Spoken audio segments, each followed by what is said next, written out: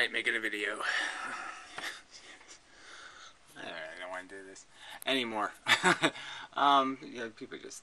Anyway, it's a holiday. I stopped indexing his videos, but said just stop watching them because he's just going to irritate the fuck out of you for no good reason.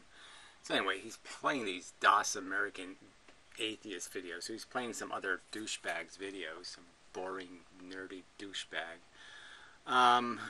Excerpts from James Eyman. Anyway, I'm just so sick of this nihilist shit. These little games people are playing it with reality. It's sort of the rule of the fact that chaos were created out of a kind of sloppy system, okay, where it's a very crude forces that have basically caused the condensation of matter, and just very narrow little particular concepts. Just the idea, okay, of a molecule that would replicate itself. It has consequences, and it's a very simple idea, replication, but it has huge consequences in terms of, quite obviously, in terms of how matter can become quite complexly configured because of that redundancy. If it could happen in like the eddies in a stream, if the eddies in a stream, this little complex swirl could duplicate itself, this would have a consequence in terms of how complex the motion of water would be. And perhaps it could take 3 years for water to actually flow down the stream. It might never even go down the stream ever. It might get trapped forever, literally, in a stream. Certain molecules. As a consequence of this simple idea. Well, anyway, so there's this idea that we're sitting here as these things that can now think, and we can think because of evolution, because it's a good tool to have to be able to think. And thinking is basically this idea of, let's investigate the world, let's label things, let's figure out that red isn't blue, and big isn't small, and heavy isn't light, and all this kind of stuff, and do all these, all this figuring out of how this thing works. 2 legs good, bad, 4 legs good. Let's figure this stuff out, and see where we are. And that's what we have, a brain that can do this. But you have to understand when you have this brain that it can also do things because it's so crudely, the mechanism that gave it to us is it's such a thin line that there's no rule that you can't just be a fucktard and destroy any concept of usefulness of your brain. Because you'll just sit there and say, I will break the premise rules, like, okay, reality is reality. And because I can imagine that somebody is tricking me, therefore, because I can imagine it, now I have to concede that that's equally probable, or equally likely, because it's an imagined scenario. So that's what these idiots do, right? Stuck in the empirical box, unable to assimilate arguments and abstractions. I don't know what that means. I don't know what that title even means. I don't know whether he's agreeing with this guy. Well, he must be agreeing with him. He's playing this video. So anyway, it's just this nihilist mush, that we can't know reality is reality. Therefore, because we can't prove reality, we can't oblige other people with theories about reality, like God, to demonstrate evidence for their fantasies. Because somehow it's a fantasy for me to believe that we actually landed on the moon, or that Voyager actually circled around Saturn. That's a fantasy comparable to making up some idiotic Jesus story 2,000 years ago by ignorant, dumb sand people. They're just, is there any place to have a conversation in here, this box anywhere? Again, in the context of the previous videos, where people just keep, these nihilists, these relativists, keep trying to destroy the idea that there is a real world that can be described. So this guy's going to use the word philosophy like it means something. Philosophy is just an extension of science that has to do with the things you can't see, the functions that you can't see, the ethical function, the manifestations of the reality that don't have direct linkage. Like our consciousness, for example. You can only really understand it philosophically. Scientifically, it's a little hard to understand its existence. Although there is a mechanic to it. And there's, like I said, it can be understood, but you have to understand words like a material illusion, a real illusion, something manufactured, synthetic, but still real. And those concepts get a little bit, you have to do some talking for a while about physics and reality to make it understood why that's not a paradox, a synthetic reality. Second, assuming that reality exists separate from consciousness in order to acquire about external reality is circular. Right, so assuming reality is all he's saying. So assuming that you're not a machine creating everyone else's consciousness, creating all the weather, creating the entire universe, assuming that you're not capable of generating all that in your head, okay, or the assumption would be that your head is really just a badly configured holodeck, right? It's like a flaw in the holodeck that when they created this fake reality I'm existing in, where apparently my consciousness is capable of creating the entire universe, even though it doesn't have nearly enough neurons to do that, not even close, to create the entire universe, including all of your perceptions, clearly that's a mistake in the holodeck, that when they made this fake reality that we're existing in, they didn't give us a theory of mind that gave us, instead of 100 billion neurons, a zillion trillion neurons. See, if they gave us a brain with a zillion trillion neurons, well, then maybe you could make some kind of realistic assumption that my brain is manufacturing the universe. But there's no way to make a realistic assumption. So then you have to say, well, okay, so if this solipsistic fake machine is creating this synthetic perception of reality that is me and you and the entire universe in some big giant trillion sized gigantic brainy thing somewhere, it's not smart enough to make this holodeck correctly? It made a stupid error in the holodeck?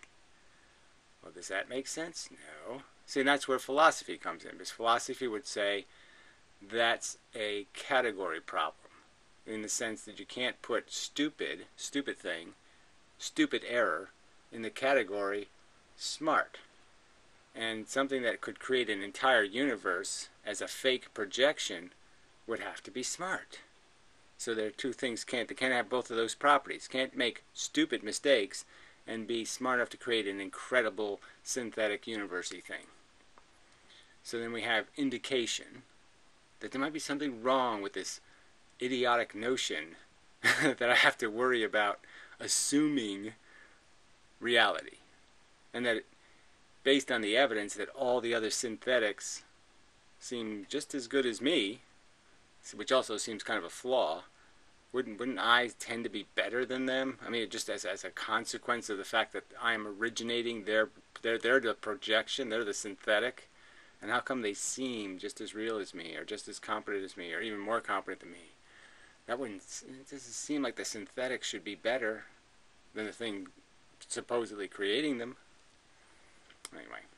Obviously, if we want to inquire about an external reality, there has to be an external reality. But to say that we have to assume this external reality is to assume that we can't have good reasons for believing that reality exists.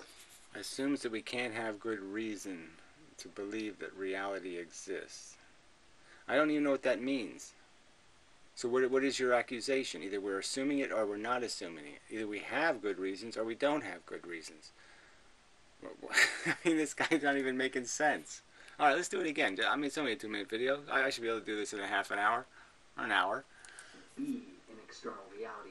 But to say that we have to assume this external reality is to assume that we can't have good reasons for believing that reality exists. Well, I mean, if you have good reasons, then you don't have an empirical box problem. I mean, I'm just saying the empirical thing is basically just saying, look, you have evidence that's of a high enough quality. So if we have good reason That's essentially the same thing as empirical. From consciousness. Now, this is exactly the sort of circularity we should expect from someone who thinks the only things which should be believed are those which are empirically verifiable. And this is exactly why such people seem unreasonable, all the while claiming to be driven by reason. If the only things which should be believed are those empirical. So again, I guess the problem here is that we're back to a word that is not very well defined. So empirical, apparently from his perspective, is material proof. And so again, that would be, there's lots of circumstantial evidence. It doesn't necessarily have to be direct evidence, and certainly some of the circumstantial evidence could be abstract, formulaic, probability, for example. Which can be empirically verified. And we can't empirically verify the existence of reality separate from consciousness, which we can't. All right, so he's saying we can't verify reality separate from consciousness. And you could argue you can't verify reality separate from anything, because it's beyond verification. It's like seeing a photon. You can't see photons. You can't bounce photons off of photons and see them. Okay, so literally you can't see a photon. It's just a fact. All right, and just as see in terms of observe, you cannot observe a photon. All right, and the same holds true for reality. Reality can't be demonstrated beyond its own material existence. It can't produce an extra evidence beyond the fact of its existence. That's just a rule for everything, everywhere, all the time. So it's just more reason why this is one of those things where you say, I understand. This is a loophole because this is created by a system that is made of crude forces. So this is why there is no capacity to verify. This is why there is no capacity to see a photon. It's because the physical reality has a limitation and isn't going to allow you to bounce photons off of photons. And why then should we assume it? How is this assumption reasonable, particularly in light of the framework offered, that of empiricism? Well, so again, he's saying it's people are saying, I don't even know what he's saying again. Empiricism, people are saying, they're assuming based on empirical evidence. That's not what they're saying. They're saying it doesn't really matter. They're saying without the assumption, there's no rational conversation because you've essentially blown up any rules. The rules of any kind of discussion about reality no longer exist if you blow up the universe. So if you turn the universe into some imaginary creation, then obviously all ethics, all notions of everything disappear. There's no conversation anymore. There's nothing to talk about. And you certainly won't be able to tell us what the real reality behind reality is. So without any knowledge of what that real reality is, you can't have a conversation.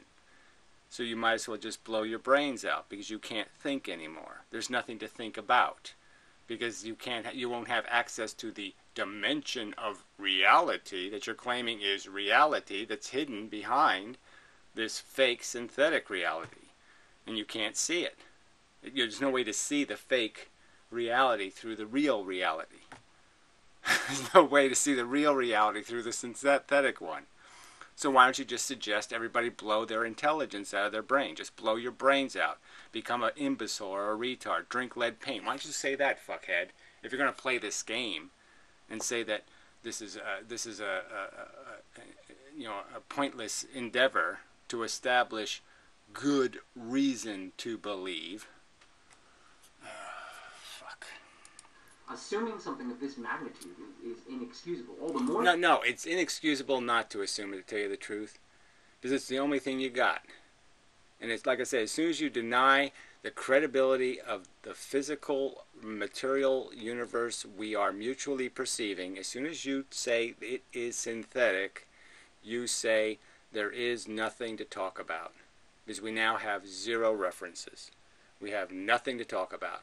We can't talk about suffering, we can't talk about justice, we can't talk about fairness, we can't talk about a single goddamn fucking thing ever again, because none of it has a reference anymore.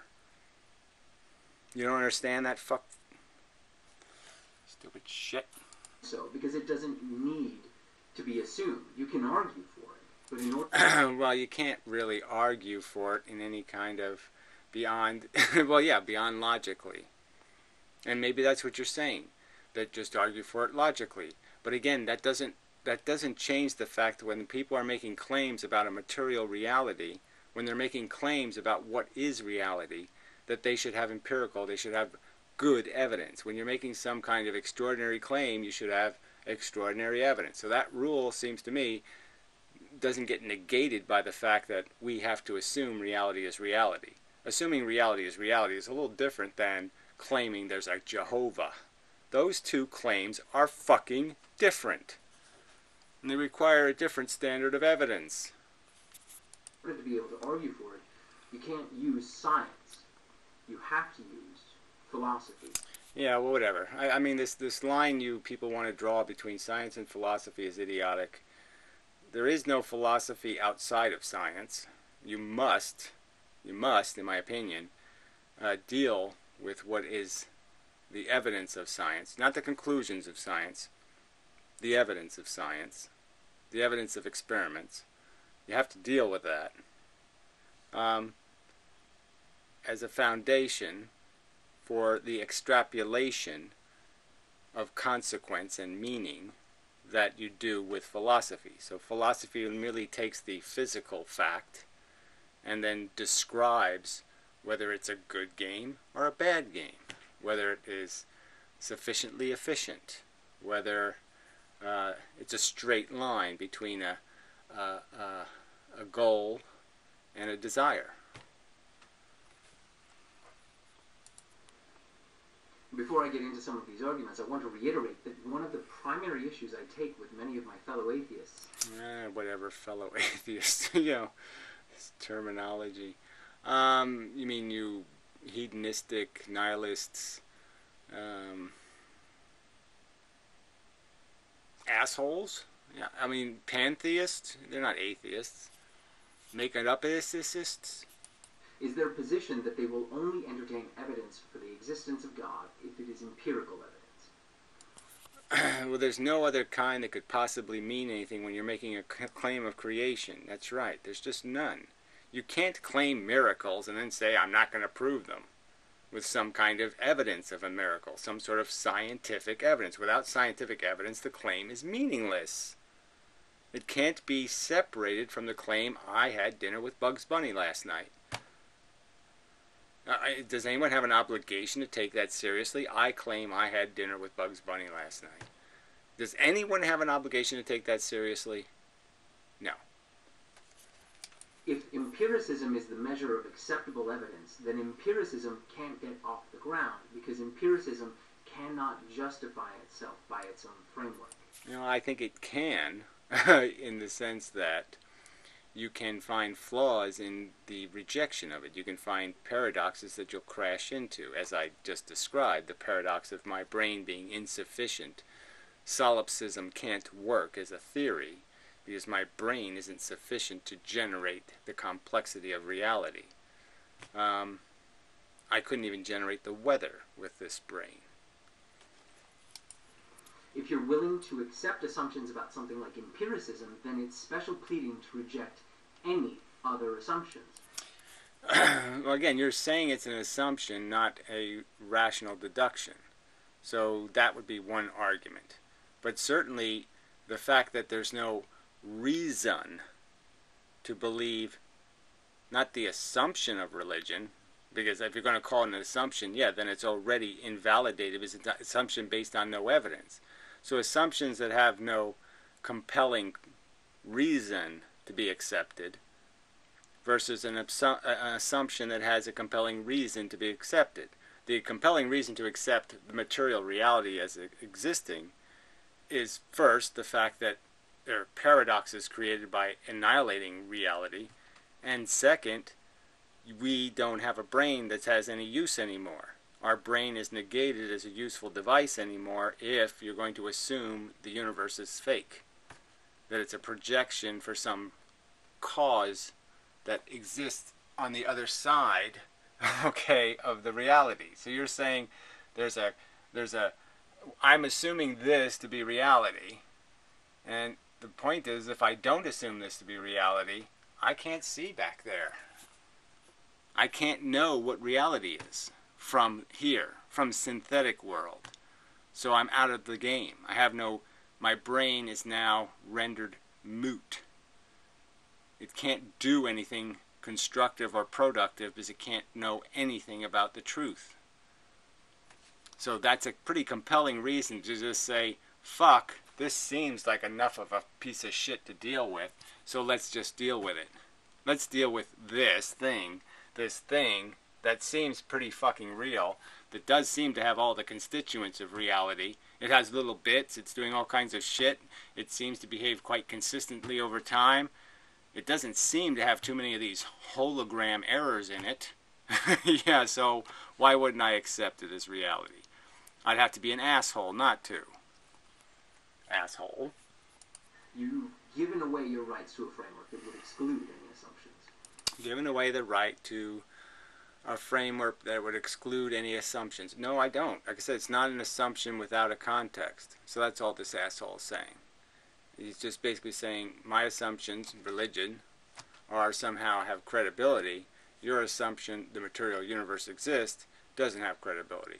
Those two assumptions, the assumption that reality, as perceived by my consciousness, is a real thing, is a far more credible assumption than that guy says he had dinner with Bugs Bunny last night. I have no obligation to assume he has any credibility.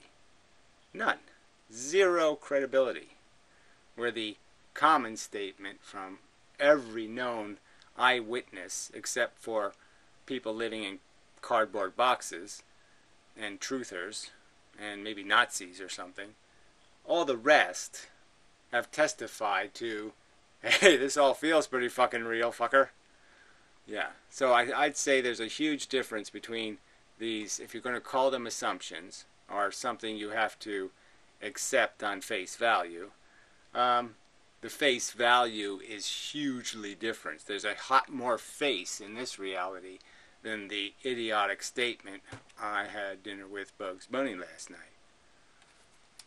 Likewise, if you're willing to accept arguments for things that cannot be empirically proved, like the existence of reality separate from consciousness. Reality separate from consciousness, right? So he just keeps just trying to drag these two things into being the same subject. That a claim of the existence of a supernatural God is the same thing as the claim that material reality that we perceive is not a synthetic reality created by some other mechanism.